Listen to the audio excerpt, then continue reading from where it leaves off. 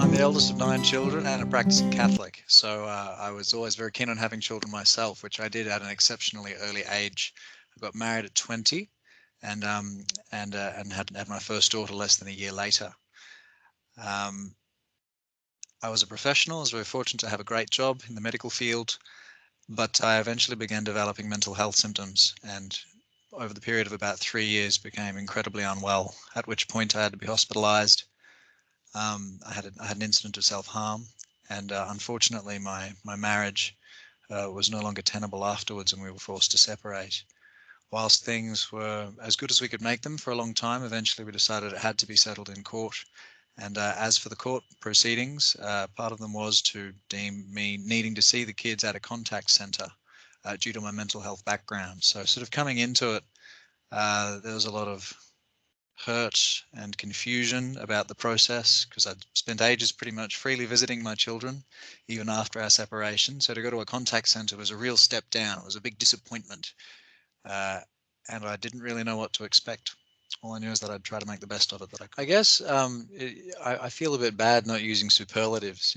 It was the most amazing place I have ever been to, and people were super nice. That's Yeah. kind of true in many senses, but Yeah. if I was defining it to a friend and was trying to explain my own feeling in there, that pleasant was like, oh, that there's nothing too irksome or nasty feeling about this. It doesn't feel like a public toilet. It's it's all pretty nicely set out. People are very friendly and respectful. Well, the first visit was back at the old centre, which had a very small shop front on a roundabout, and then the back of it was like a dirt car park. It felt a little bit like a ghetto. So I was a bit trepidatious, thinking, oh man, this is where everybody that has to use a contact center has to come, and that puts me in a particular group of people in society.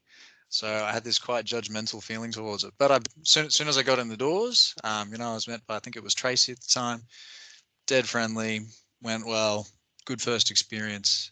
And then then coming to the new center, um, there is still a slightly intimidating sort of sense of fear about coming to a place which is a symbol of your conflict, I suppose.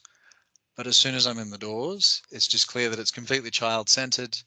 There's colours, it's clean, and it helps put me at my ease. I Yeah. actually gave this a bit of thought Yeah. beforehand, and I had difficulty trying to encapsulate this huge gamut of experience. But the three words I came up with were Yeah. pleasant, Yeah. clean, and creative.